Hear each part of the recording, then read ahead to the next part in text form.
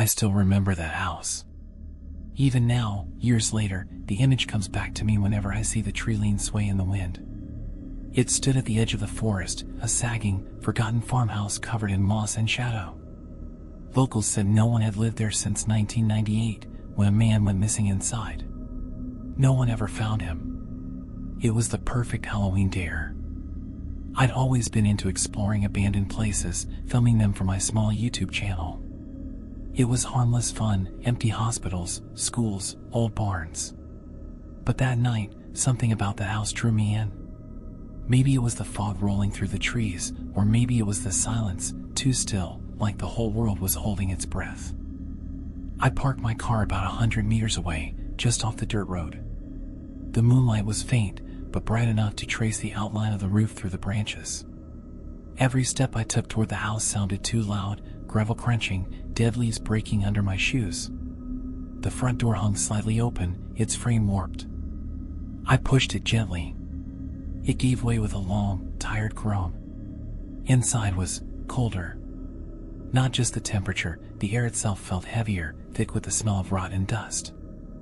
I lifted my flashlight and started filming. Abandoned farmhouse, I said to the camera, trying to sound casual.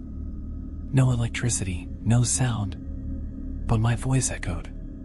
Not normally, it came back delayed, slightly distorted, like someone repeating me a half-second later. I froze. Hello? I called out. The echo came again, softer this time, but it wasn't quite right. That's when I noticed the smell. It wasn't just decay, there was something sweet underneath it, like fruit left out too long. I moved deeper into the house. The living room was full of furniture covered by white sheets. The walls were cracked, the wallpaper curling off like skin. And there, by the fireplace, lay a single shoe. Old, leather, small. Every instinct told me to turn back, but curiosity is a dangerous thing. I stepped onto the staircase. The wood creaked with each step, and somewhere above me, something moved. A soft shuffle. Then a second one. Probably an animal, I whispered, but my voice sounded wrong in that air. The second floor stretched out into a narrow hallway lined with doors. The wallpaper up there was a faded green, patterned with vines that almost looked alive in the flashlight beam. I checked the first room, empty. The second, same. But the third door was closed. And from beneath it, a faint orange glow spilled across the floor. I hesitated. Hello? I said, quietly this time. Nothing. I put my hand on the doorknob. It was warm. Slowly, I pushed it open. Inside was a small bedroom. Dust hung thick in the air. On the far side of the room stood a wooden table, perfectly set for two. 2 plates, 2 glasses, silverware laid neatly.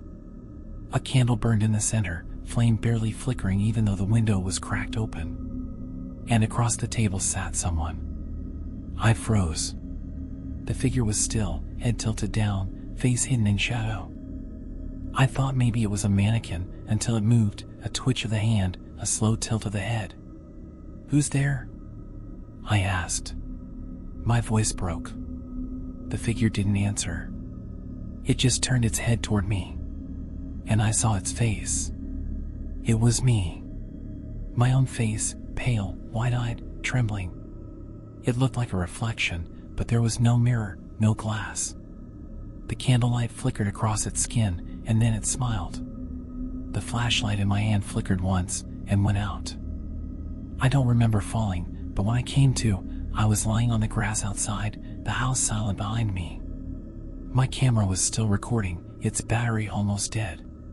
The timestamp showed I'd been inside for 3 hours. I swear it felt like 10 minutes. I never checked the footage. I couldn't. The camera sits in a box under my bed, untouched. Sometimes, when I can't sleep, I hear something in my apartment, that same slow echo, repeating my voice just half a second too late. And I wonder if I ever really left that house. I moved into that apartment in late September. It wasn't much, 1 bedroom, peeling wallpaper, a view of the river if I leaned out the window. But it was mine, and after years of living with roommates, I wanted silence. The building was old, built sometime in the 60s. You could hear everything, pipes groaning, radiators hissing, footsteps echoing in the hallway like whispers from another time. The neighbors were quiet, except the old woman across the hall who always left her TV on, playing the same soap operas on loop. The first few nights were peaceful. I'd come home late from work, heat up leftovers, scroll my phone, and fall asleep to the sound of rain on the window. Then one night, I heard the whisper. It came through the air vent near the bed. At first, I thought it was the wind, but it had rhythm, a voice, low and hoarse. I sat up, listening. "Don't go." It was faint, like someone talking through a wall. I turned up the TV, shrugged it off. But the next night, it came again, clearer this time. "Why are you in my room?" The words froze me. The voice sounded close, too close, as if it were just beneath the floorboards. I grabbed a flashlight and knelt beside the vent. The grate was old and rusty, and behind it, I could see only darkness. "Hello?" I said. My voice echoed softly inside the duct. Then something tapped back. Once. Twice. The next day, I asked the landlord about it. He laughed. Said the basement below had been sealed off years ago after a pipe burst. "Nobody's been down there since 2012, he said.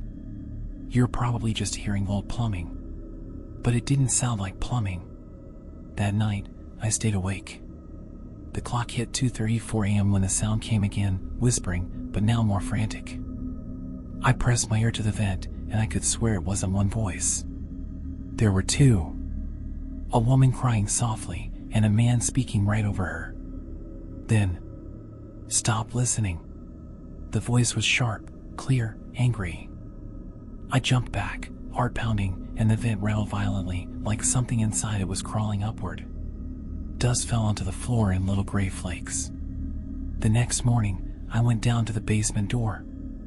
It was locked, like the landlord said, but I could feel a draft coming from the crack at the bottom, cold and damp. And there were faint scratch marks all along the frame. That night, the smell started, an old, sickly sweet scent, like perfume gone bad. It seeped from the vent, thick enough to taste. I covered it with tape, but it didn't help. The air still moved, like something breathing behind the wall. By the fifth night, I was barely sleeping. Around 3 a.m., I heard footsteps, slow, dragging ones, from below the floor. The ceiling light flickered. Then my phone lit up. "Unknown number." The text said, "Don't let her out." I stared at the screen until it went dark. When I looked back at the vent, I saw fingers. Pale, grayish ones slipping through the gaps, reaching out. I screamed and kicked the grate off the wall. It clattered to the floor, and the fingers vanished. I shone my flashlight inside, but all I saw was a concrete tunnel stretching down into blackness. And the smell was stronger. I ran out of the apartment, straight into the hallway, gasping. When I came back the next morning, the vent was gone. Not just covered, gone. The wall was smooth, freshly painted, like it had never been there at all. I moved out the same day. 3 weeks later, the landlord called me. He said they were cleaning the basement for renovation and found an old cardboard box. Inside were cassette tapes, dozens of them, each labeled with my name. He asked if I wanted to come pick them up. I hung up the phone. I never gave him my name. It started with a phone call. Halloween night, 11:47 p.m. I was sitting in my apartment, lights dim, scrolling mindlessly through social media when my phone buzzed. "Unknown number." "Hello?" I said. At first, all I heard was static, soft, hissing, like someone breathing through a weak connection. Then a whisper, quiet and deliberate. "You shouldn't be alone tonight." I laughed nervously. "Yeah, happy Halloween to you too." The line went dead. I shrugged it off, figured it was a prank. I even joked about it on Instagram. But then my phone buzzed again, a message from the same number. It was a photo of my apartment door, taken from the hallway. I stared at it, my throat going dry. The photo was dark, grainy, but I could see my doormat, my shoe rack, things that were only visible from outside. I ran to the peephole. Nothing. The hall was empty. I checked the timestamp on the message, 11:47 p.m., the exact minute the call had come through. I texted back, "Who is this?" No response. The next morning, everything felt normal. I convinced myself it was someone messing around, maybe a neighbor. But later that evening, as I was brushing my teeth, the phone rang again. Same number. This time I didn't say anything. I just listened. There was a faint clicking sound, like someone tapping metal against glass. Then, slowly, a voice. "I'm here." I dropped the phone, heart racing. When I picked it up, the line was dead again. I checked the hallway, empty. That night I didn't sleep. Every time the building creaked, I jolted awake. Around 3 a.m., I heard a knock. 2 quick taps, like fingernails against wood. I didn't move. Then it came again. And again.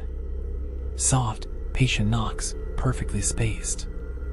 I grabbed a kitchen knife and approached the door, holding my breath. Through the peephole, I saw nothing, just the dim yellow light at the end of the hall. But when I pressed my ear to the door, I heard it. Breathing. Slow, shallow, right on the other side. Then my phone lit up again. Same number calling. I answered. No static this time. Just a whisper. But it wasn't the same voice. It was mine. My own voice, trembling. "Don't open it." The knock stopped immediately. I stood there for what felt like an hour. Eventually, the silence returned, heavy and absolute. When I finally opened the door, the hallway was empty, except for a single phone lying on the floor. It was identical to mine. Same case, same scratches, even the same wallpaper. The screen was cracked, but still lit. On it, a message. Missed call, 11:47 p.m. I looked at my own phone. Same call. Same time. My hands were shaking as I opened the photo again, the one on my door. Only now, the picture had changed. It wasn't taken from the hallway anymore. It was taken from inside. I don't use that phone anymore. I keep it in a drawer, turned off, battery drained. But sometimes, late at night, I still hear it vibrate once. Just once. At 11:47 p.m.